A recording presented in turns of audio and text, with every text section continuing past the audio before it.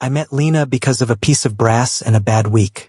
At that point, I'd been in Savannah maybe 6 weeks, and I already looked like a man who'd made a questionable decision on purpose. I'd left a steady design-build job in Atlanta, rented this skinny old townhouse in a part of the historic district that was still half beautiful and half held together by patience, and told myself I was finally going to build something under my own name. The place had a little workshop out back, a brick courtyard, crooked floors, and about 12 problems I kept pretending were charming. That night, the air felt heavy enough to drink. I was in the courtyard, covered in dust, staring at 2 cabinet panels that had warped just enough to ruin my whole schedule. A delivery had shown up wrong that morning. One client was already texting me like I personally controlled the calendar, and I was trying to level upper shelving with temporary bracing that I knew I was going to hate by sunrise. Then somebody tapped the side gate. Not knocked, tapped. Light, precise, like they already knew I was in a mood and weren't trying to make it worse. I almost ignored it.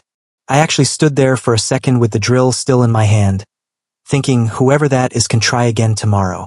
But the tap came once more, and I walked over and pulled the gate open.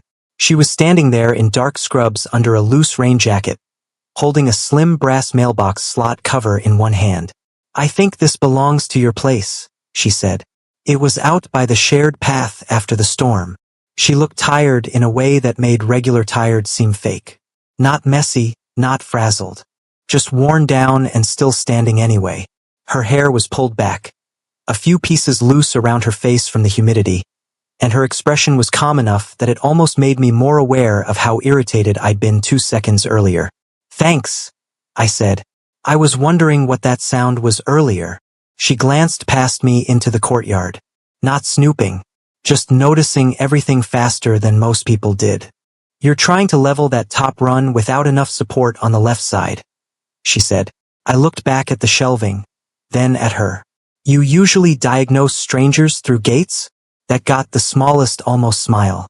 "No, just old houses. If wood starts losing an argument, it gets obvious." I laughed once, mostly because I hadn't expected her to say that. That a professional opinion? Grew up around enough of them. She held out the brass piece. "Sorry for the late interruption." "It's fine." She nodded, then added, "Also, your second-floor rear railing is worse than you think." That made me look up toward the balcony. I looked back at her. "You've been inspecting my place?" "I pass it every day," she said, completely unbothered. "It leans." Then she gave a small, polite wave like that explained everything and turned toward the neighboring carriage house. That was how I met Lena Whitaker. Over the next few days, I started noticing her without meaning to. The hours first. She left before dawn some mornings and came back after sunset most nights. More than once I saw her sit in her parked car for a full minute before going inside. Like she needed that last quiet stretch before dealing with one more thing. I knew she worked in medicine because of the scrubs, but that was about it. A few evenings later, I was hauling scrap wood toward the workshop when I saw her in the side path trying to manage 2 grocery bags and a folding garment rack at the same time. The narrow brick run between our places was barely wide enough for one person with decent balance, and halfway down it I saw the problem. A little package bench outside her back door had collapsed on one side. "You want a hand?" I asked. She let out a breath like she was too tired to pretend she didn't. "That depends. Are you going to judge how badly I've handled this?" "I do custom judgment at very fair rates." That got a real smile. Inside, her kitchen was neat but unfinished in a lived-in way. Not messy, just temporary. There was a stack of folded bedding on one chair, 2 paint samples on the counter, and a half-built plan happening in the spare room off the hall. "My aunt may need to stay with me for a while," she said. "I thought I had another week before I had to make this room functional." So the bench lost morale at the wrong time. Exactly. I reset the bench, tightened what I could, then fixed an interior door that had been sticking hard enough to leave marks on the floor. While I worked, we talked in pieces. Not the fake fast kind where 2 people try to prove they're charming. The useful kind. She told me she'd moved back to Savannah 3 years earlier. Her mother's side had been there forever, which apparently meant people still had opinions about where she should live, what she should attend, and how available she ought to be when something needed handling. She said it casually, but I could hear the weight of it.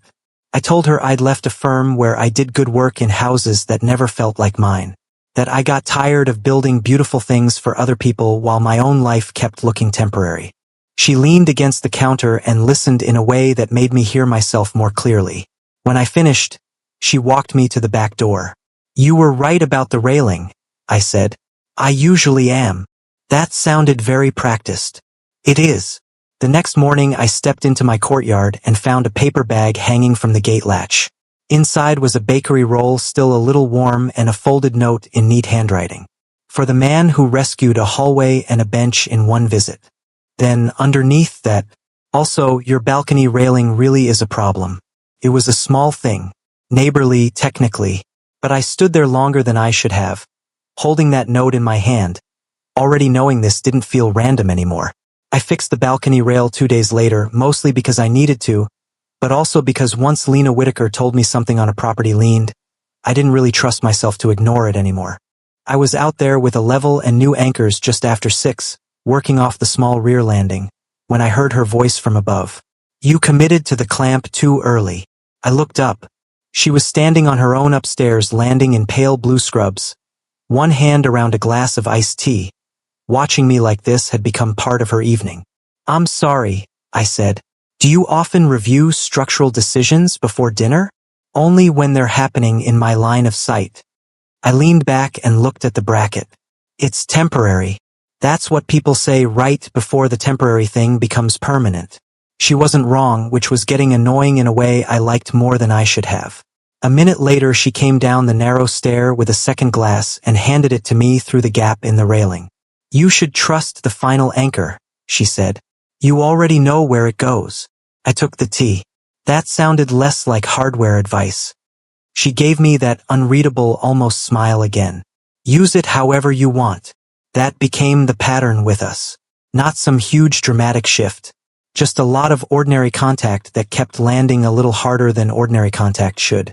She started stopping by the workshop in the evenings, usually still in scrubs, asking what I was working on like she actually cared about the answer. One night, it was a walnut crib restoration for a client who wanted to keep it in the family. Lena ran her fingers just above the sanded rail without touching it. "You kept the old marks," she said. "They're part of it. Most people would have tried to erase them.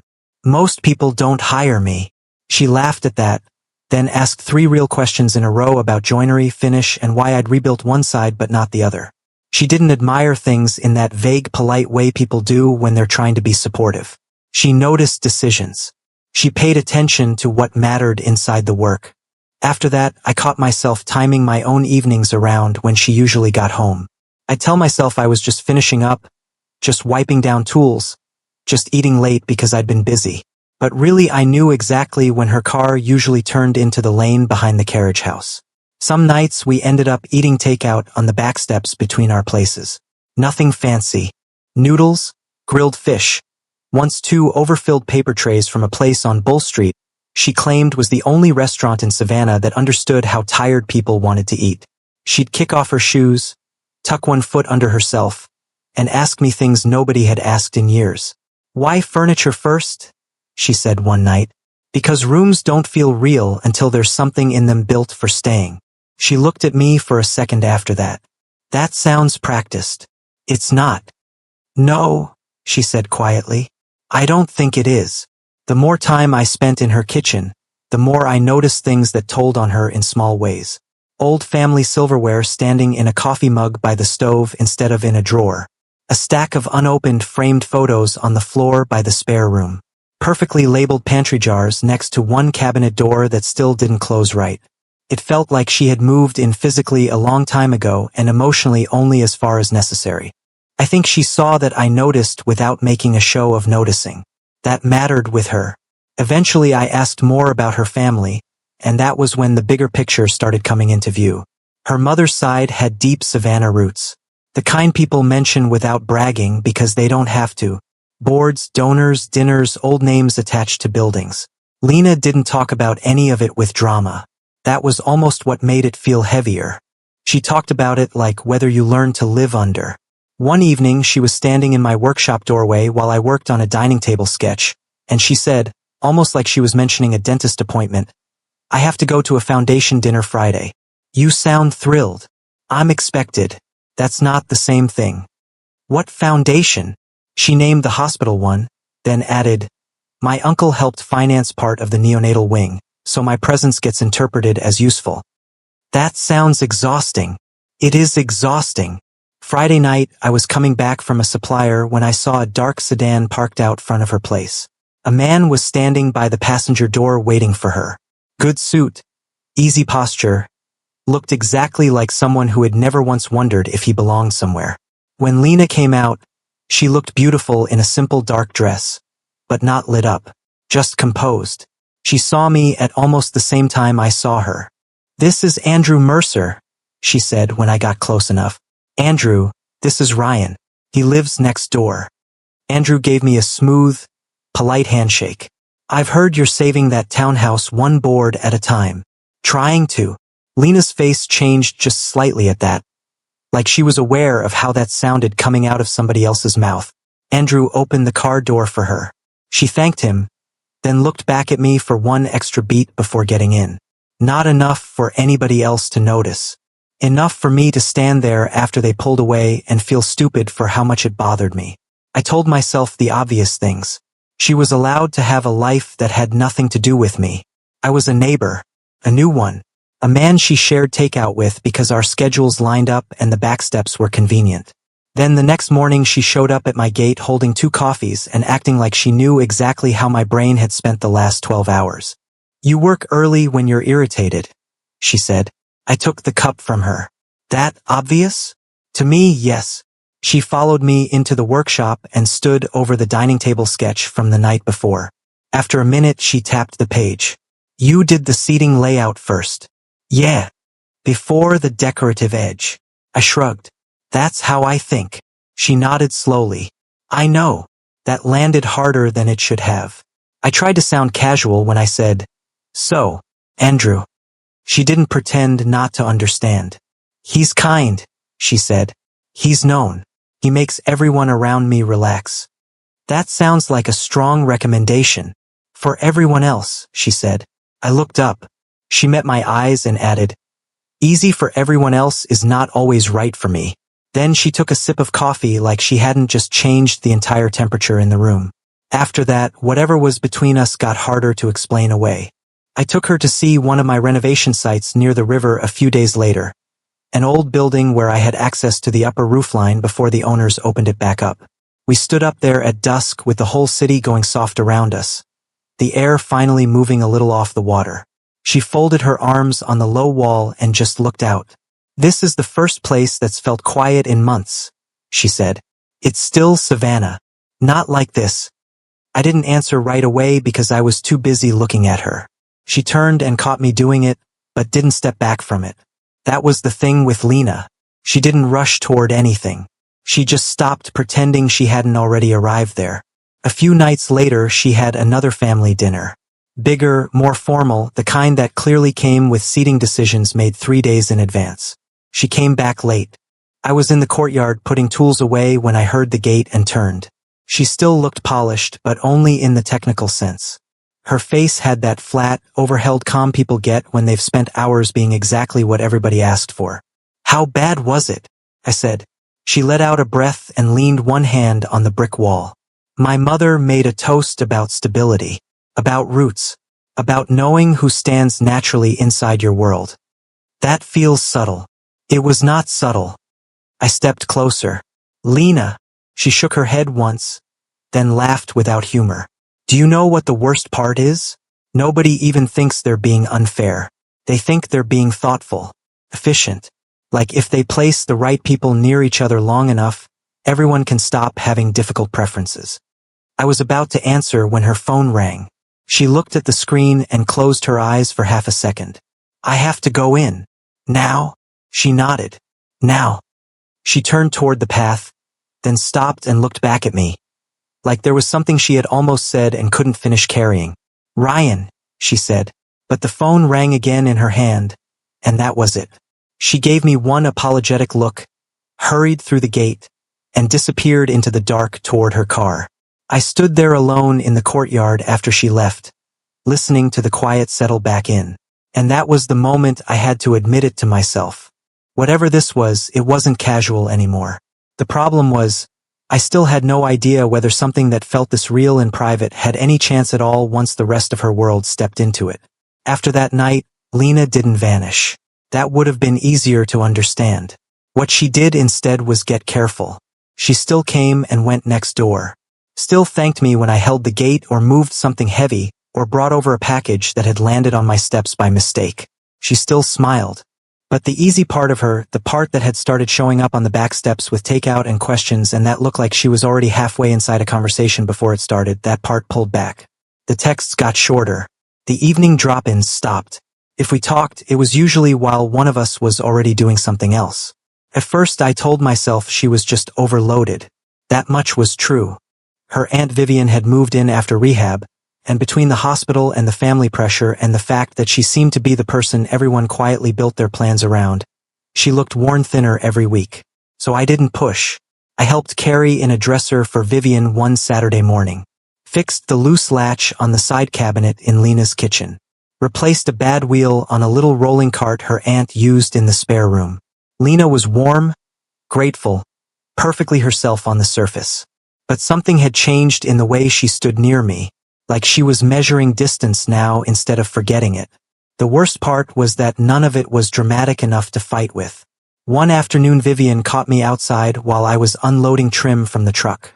"You've been such a calming influence," she said. "Lena leans on capable people when life gets noisy. Always has." She meant it kindly. I knew that. Vivian was sharp, funny, and too observant to be fake about anything. But I stood there with a bundle of oak in my arms and heard one part louder than the rest. A calming influence. Capable people. Like I'd been useful. Steady. Convenient in a season where she needed one less thing to fall apart. And once that idea got in my head, it started attaching itself to everything. Maybe that was all this had ever been. Private comfort. A man next door with working hands and decent timing. Somebody safe to sit beside while the rest of her life pressed in from every side. I started pulling back too. Not to punish her. Mostly to protect whatever pride I still had left. I stayed later at job sites. Kept the workshop doors shut more often. When I heard her come home, I stopped finding reasons to be in the courtyard at exactly that moment. It felt childish, but it also felt necessary. Then I got a shot at a major hotel commission. A restored boutique property near the river needed custom wood interiors, and it was the kind of job that could put my name in the right rooms without me having to pretend I belonged there first. I showed up for the site meeting in a clean button-down, plans under my arm, trying to think like a man whose life was moving forward. Halfway through the walkthrough, I turned a corner and saw Lena. She was there with a small hospital development group discussing some charity partnership the hotel wanted tied to its opening season. Andrew Mercer was with them. So was a woman I recognized from one of those Savannah families that always seemed to own either land, events, or both. Lena saw me immediately, and in front of everybody she went composed. Not cold, not rude, just formal. "Ryan," she said with that polite public smile. "I didn't realize you were on this project." "I'm bidding it," I said. Andrew stepped in smoothly, shook my hand again, started talking about craftsmanship and preservation like we were all standing inside the world he'd expected to see. Lena stayed pleasant, measured, unreadable. Nothing in her face gave away back steps, rooftop silence, iced tea through a railing, any of it. That hurt more than if she'd been harsh, because harsh would have been emotion. This felt intentional. That night I worked in the shop until way past when I should have stopped. Around midnight, I killed the lights and stepped outside into the narrow dark between our places. That was when I saw her. She was sitting alone on the rear staircase in scrubs, one hand around a bottle of water, her shoulders slumped in a way I'd never seen when anyone else was around. Not crying, not falling apart, just past the point where she had anything left to perform with. I stood there for a second, then walked over and sat one step below her. We didn't speak right away. Finally she said, "You've been avoiding me."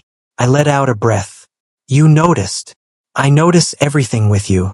That's part of the problem." I looked up at her then. She was staring straight ahead into the courtyard shadows. I pulled back because things got louder, she said.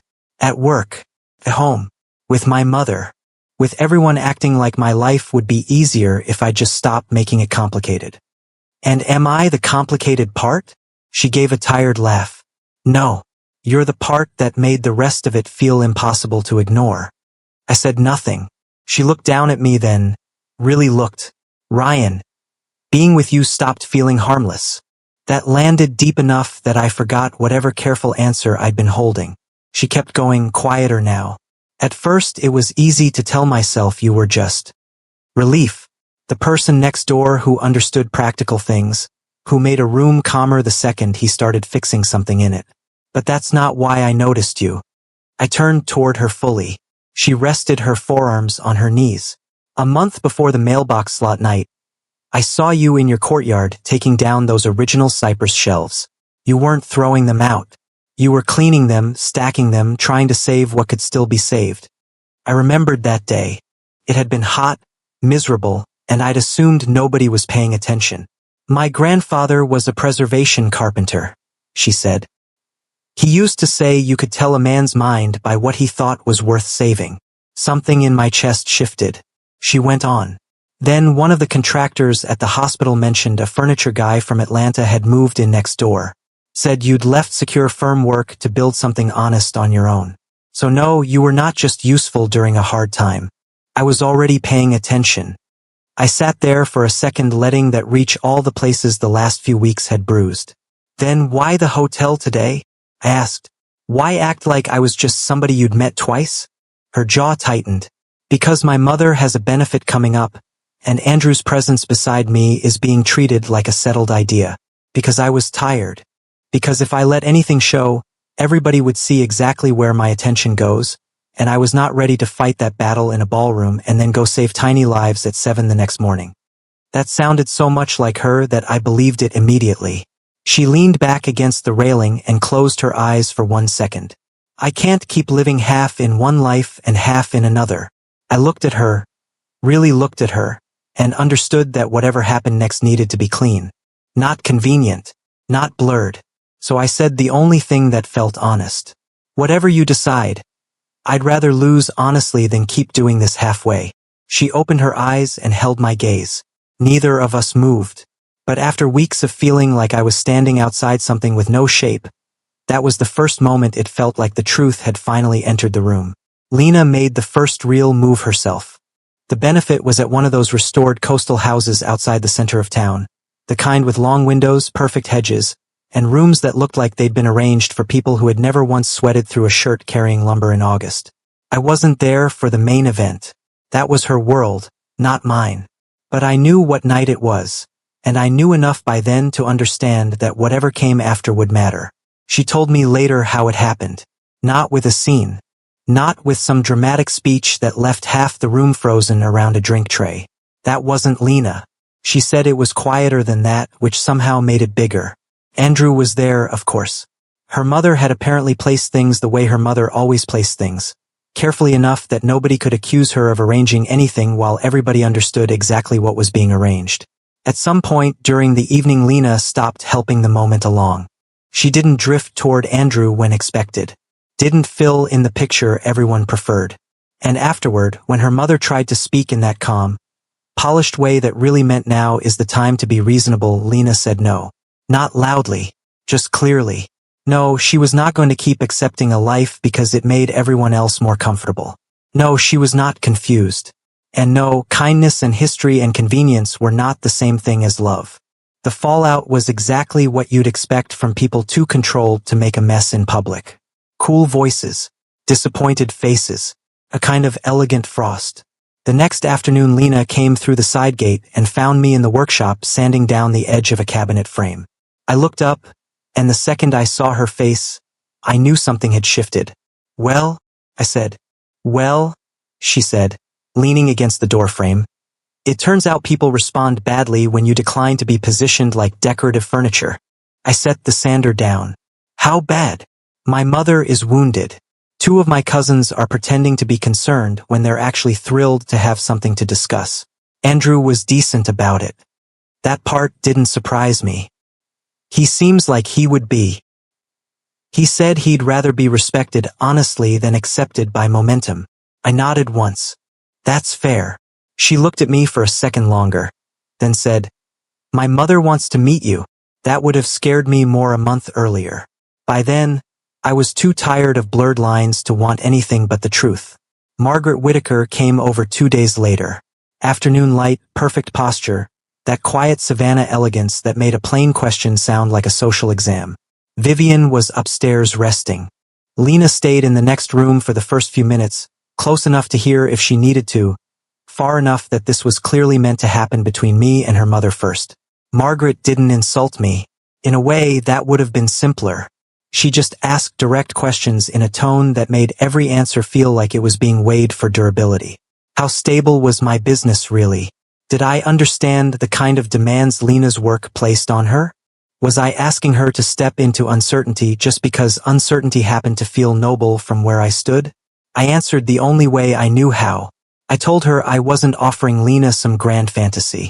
I wasn't asking her to blow up her life and disappear into mine. I told her I knew exactly how hard she worked, how much people leaned on her, and that the only thing I was offering was honesty, steadiness, and a life where she didn't have to keep splitting herself into acceptable pieces for everyone else. Margaret held my eyes a long time after that.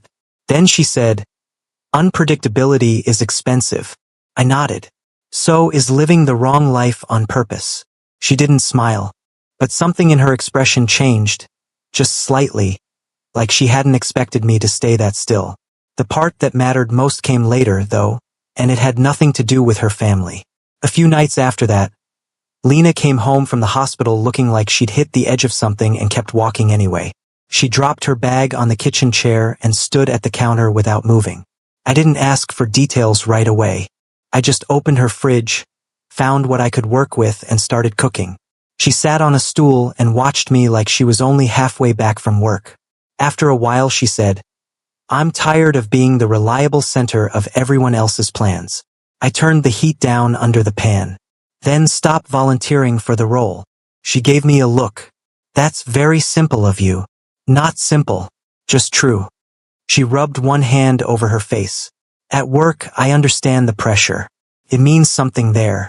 But outside of work, she let out a breath. Outside of work, I've let people treat me like I should be grateful for a life that already looks right from a distance. I set a plate in front of her and leaned against the counter across from her. You don't owe anyone a life built from obedience disguised as elegance, I said. She stared at me after that, quiet and tired and fully there. Then she nodded once, like something in her had finally stopped arguing with itself. After that, things didn't magically become easy. They just became honest. Her mother didn't transform overnight, but she stopped freezing the air every time my name came up. Andrew stepped back with more grace than most people would have managed. Vivian got stronger and found a smaller townhouse nearby, close enough to stay in Lena's life without Lena having to carry every piece of daily logistics herself. And my hotel commission came through, which meant for the first time since moving to Savannah, I wasn't building on hope alone anymore. The biggest difference was Lena. She started coming by the workshop when she didn't need anything fixed. She'd sit on the stool near the window, still in scrubs, and ask about real things. Whether I'd ever expand into architectural millwork full-time. Whether the courtyard could handle raised herb beds without ruining the drainage. Whether 2 old houses could be made to function like one if the person doing it understood the difference between preserving character and protecting inconvenience. That was Lena's version of talking about a future. Practical first, but no less real. By early spring, I finally fixed the shared side gate properly. For months it had stuck and scraped and needed a shoulder against it at exactly the right angle. I pulled the frame, corrected the sag, reset the hinges, and got it to swing cleanly both ways. That evening she came through after work, one hand still on the latch, and stopped when she felt it open without resistance. You fixed it, she said. I corrected the frame, I told her. The hardware was compensating for the wrong problem. She smiled slowly. That sounds like a lesson people learn too late. I stepped closer. Probably. She looked at me for one quiet second, then said it plainly, because that was what we had earned by then. What began as attention and comfort became love somewhere along the way, she said. And the reason I pulled back wasn't doubt about you. It was fear of how much I'd have to disrupt to choose you properly. I felt that all the way through me, but when I answered, my voice still came out steady. I never needed easy, I said. Only real. She held my gaze. So I asked, are you done standing in two places at once? And she said, yes. A few months later, the two rear courtyards were basically one space. Not merged in some flashy way, just opened up enough to live honestly. Work table on one side, climbing jasmine on the brick, herbs in raised boxes Lena insisted were purely practical until she started fussing over them more than I did. Vivian came by often. Margaret even stopped by once and, after looking at the gate for a long moment, said, it suits the houses better this way. From her, that was nearly a blessing. One evening Lena came home through the gate without even breaking stride and found me in the fading light marking out the frame for a long built-in banquette along the sunny kitchen wall where the line between our two places had stopped feeling like a line. She set her bag down and looked at the chalk marks. What's this for? She asked. I checked one measurement, then looked up at her. For people who actually plan to stay.